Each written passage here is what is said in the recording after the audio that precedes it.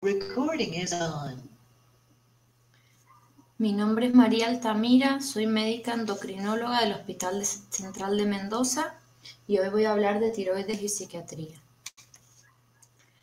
Las hormonas tiroideas son muy importantes en el desarrollo normal del cerebro. Un déficit del aporte de yodo materno nos puede llevar al cretinismo endémico, el cual va a dar un retardo mental que es severo e irreversible. Luego del nacimiento sí se puede desarrollar el hipotiroidismo congénito, para el cual se realizan screening, que va a dar un déficit neurológico que va a ser menor. Y otro ejemplo sería el síndrome de Alan-Herdon-Dudley, el cual se relaciona con un hipotiroidismo neuronal, con hormonas tiroideas normales, séricas, pero con una alteración genética en el transportador monocarboxilado 8, que es el que va a hacer entrar las hormonas tiroideas a la célula. Con respecto al cerebro maduro, las alteraciones en las hormonas tiroideas nos pueden dar trastornos anímicos, ansiedad y menos frecuentemente psicosis y deterioro cognitivo.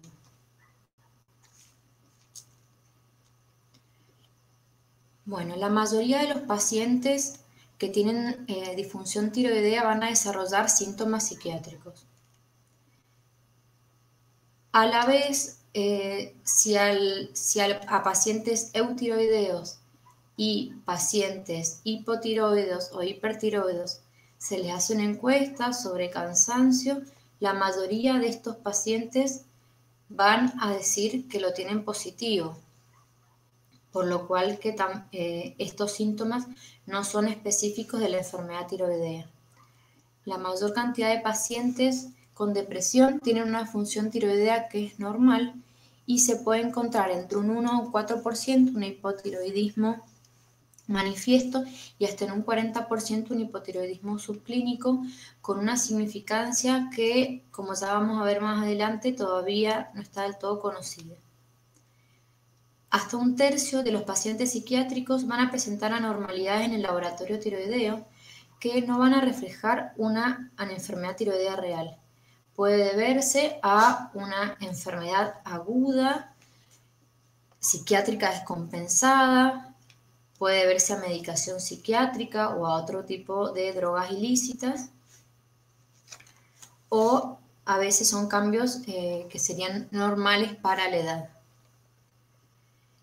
Y por otro lado, las medidas de la función tiroidea periférica pueden no caracterizar adecuadamente el metabolismo tiroideo central, que es lo que vamos a ver más adelante. Por lo tanto, surge la pregunta de cuándo le vamos a pedir a un paciente un perfil tiroideo en el paciente que tiene una enfermedad psiquiátrica. Si se lo vamos a pedir a todos o no. En este cuadro podemos ver cómo están alteradas las hormonas tiroideas y sus transportadores en diferentes estados. Por ejemplo, la psicosis aguda puede aumentarnos la T4 total con una TSH normal. En la depresión podemos llegar a tener un perfil normal o levemente alterado. Y tal vez también algunas sustancias pueden alterarnos estas hormonas. Lo que sí es importante notar que ninguno de estos estados caracteriza a un perfil de un hiper o un hipotiroidismo manifiesto. Por lo tanto, en el screening de tiroidopatía en un enfermo psiquiátrico tenemos que prestar especial atención a la clínica del paciente y al examen físico, cosas que no siempre son muy relevantes y probablemente sea difícil en un paciente con enfermedad psiquiátrica.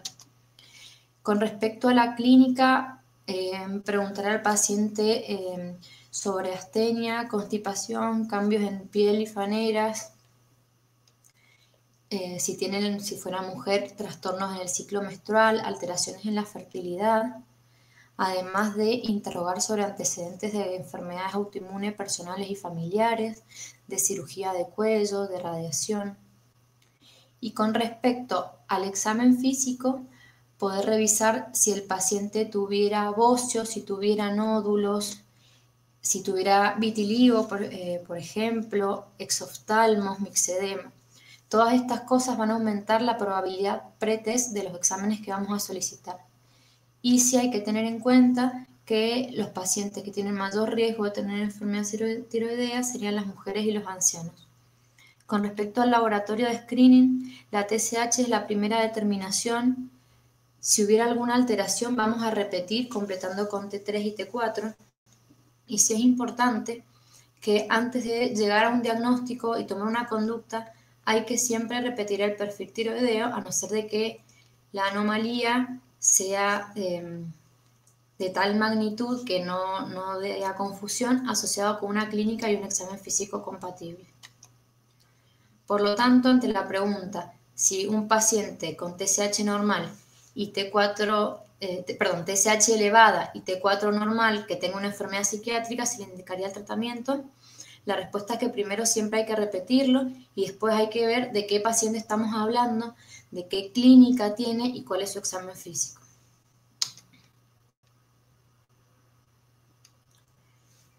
Bueno, con respecto a las hormonas tiroideas, sabemos que la T3 es la que se une al receptor intranuclear.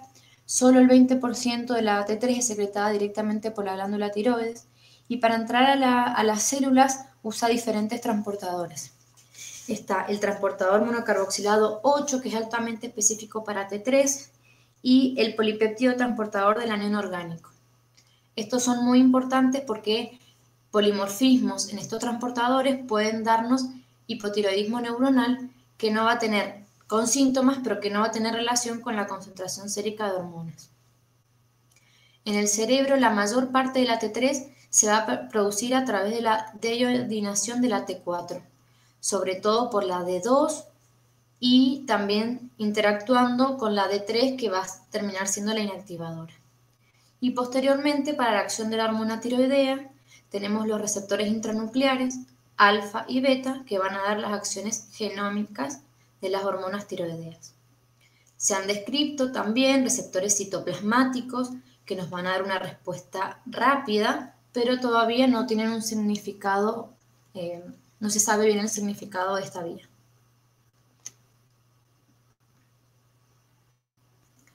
Los polimorfismos en los genes de las deiodinasas y de los transportadores van a contribuir a la presentación de los síntomas mentales y en la respuesta al tratamiento. Ejemplos de alteraciones se podrían ver con el uso de glucocorticoides, porque van a alterar los transportadores y la deiodinación.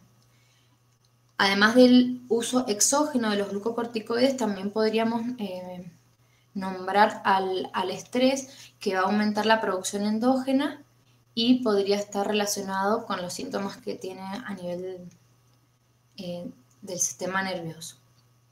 Por lo tanto, la concentración de T3 no está determinada solo por los niveles circulantes de T4 y T3, sino que además con la actividad de los transportadores celulares y la actividad de las deiodinasas. Con respecto a las hormonas tiroideas y el ánimo y la cognición, hay otros factores que van a relacionarse con esto. El cortisol, como ya lo dijimos, tanto exógeno como el aumento de la producción endógena asociada al estrés. Los polimorfismos en los transportadores. Se ha visto que los antidepresivos van a mejorar la deiodinación de las hormonas tiroideas y también habría alteración de la perfusión cerebral. Con respecto al hipotiroidismo, hay una superposición sintomática muy importante con las alteraciones del estado del ánimo. Se sabe que los síntomas del hipotiroidismo son inespecíficos, pero la mayoría de los pacientes hipotiroides no van a reunir criterios para el diagnóstico de un desorden mental. Y en este cuadro podemos llegar a ver todas las cosas que tienen en común la depresión, las alteraciones del ánimo, el hipotiroidismo, pero hay ciertas cosas que no siempre se ven, como por ejemplo el hipotiroidismo no tendría ansiedad, no tendríamos aumento de apetito, ni insomnio, ni tampoco pérdida de peso, que podrían estar en las alteraciones del estado del ánimo. La constipación es más del hipotiroidismo. Entonces, se sabe que el hipotiroidismo manifiesto hay que tratarlo con levotiroxina. Con respecto al hipotiroidismo subclínico, es controversial. Hay algunos autores que sugieren que podría mejorar los síntomas psiquiátricos, pero no es algo que esté comprobado en estudios grandes, poblacionales, randomizados, con doble ciego. Entonces no es algo que se recomiende en las guías de las sociedades endocrinológicas, no está como indicación de por sí solo del tratamiento del hipotiroidismo subclínico. En el hipotiroidismo manifiesto, la levotiroxina va a mejorar los síntomas neuropsiquiátricos, la resolución completa es variable y el objetivo del tratamiento es tener una TSH en nivel adecuado, si bien algunos autores sugieren que sería mejor tenerla en un nivel normal bajo. Los pacientes eutiroideos tratados, los pacientes eutiroideos con la levotiroxina, o sea, hipotiroideos que están bien tratados, igualmente pueden tener peor función cognitiva comparado con los pacientes que no tienen hipotiroidismo, y con esto se debería al hipotiroidismo neuronal, y hay una hipótesis que dice que esto va a mejorar con el tratamiento combinado con T3. Y acá vuelvo a hacer la misma pregunta, si estaría indicado el tratamiento en el hipotiroidismo subclínico de un paciente con enfermedad psiquiátrica. Y si fuera solo por la enfermedad psiquiátrica, la respuesta es no, en realidad no hay evidencia que lo respalde de manera favorable, pero si juntara algunas otras cosas, como una mujer joven en edad fértil, un paciente con dislipidemia, o que tuviera voz o autoinmunidad, serían otras cosas a tener en cuenta para iniciar tratamiento.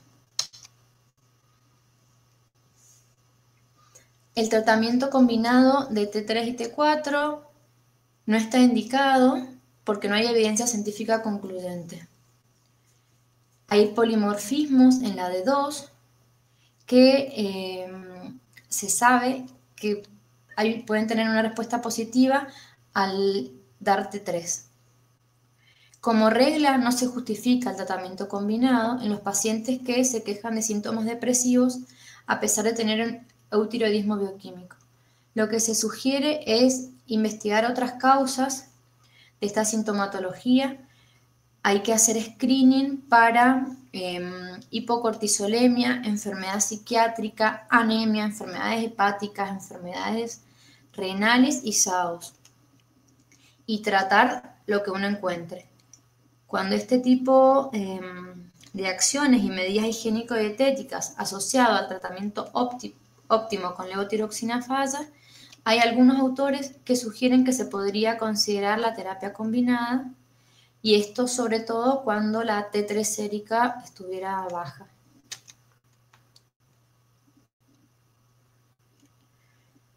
Bueno, los pacientes depresivos con eutiroidismo no tienen indicación de tratamiento con levotiroxina, pero en la depresión refractaria con eutiroidismo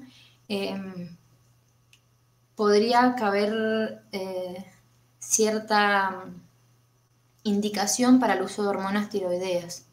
Se ha visto que hasta el 45% de los pacientes que usan antidepresivos no responden a la monoterapia, y que agregar hormonas tiroideas, sobre todo la T3, mejoraría esto asociado con la mejora en la iodinación.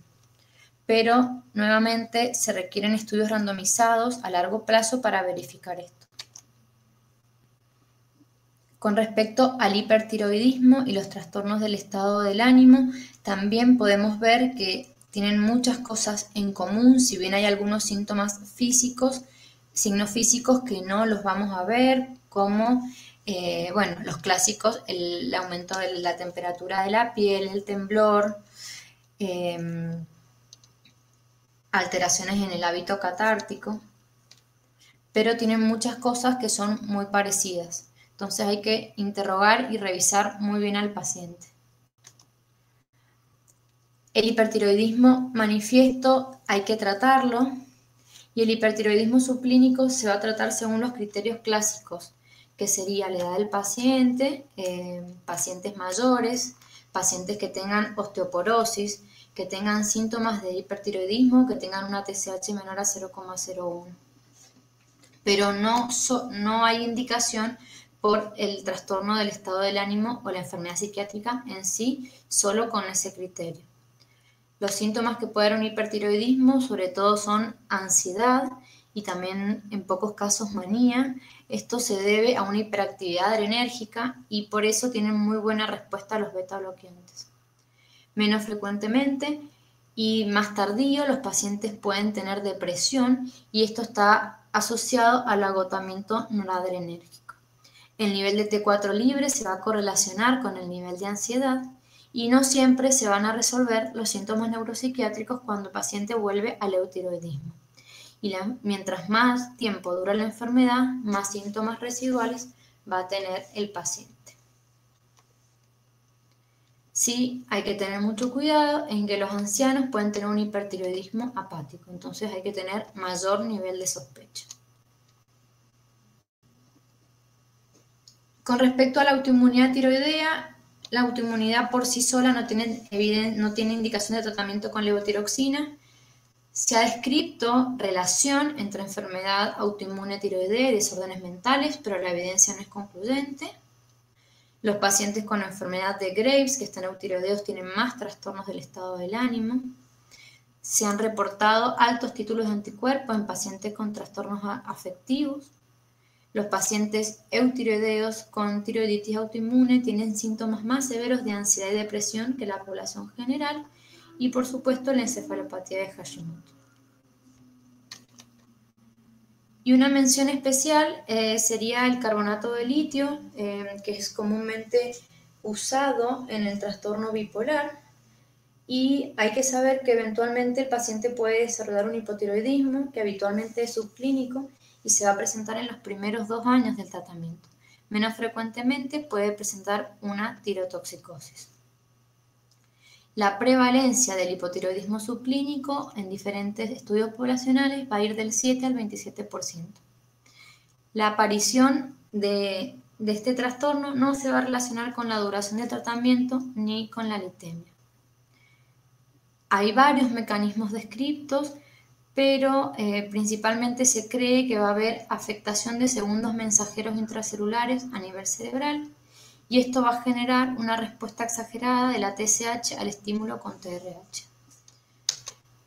En este cuadro vemos otros efectos que tendría la terapia del litio y en realidad actúa a casi todos los niveles porque va a inhibir la liberación de la hormona tiroidea, la organificación, el acoplamiento, la actividad del ATP, enzimas intracelulares, la estructura de la trioglobulina, las desiodinasas, la autoinmunidad también y bueno, esto lo que hace que sea importante chequear previo al inicio de la terapia con litio y en la evolución. Muchas gracias.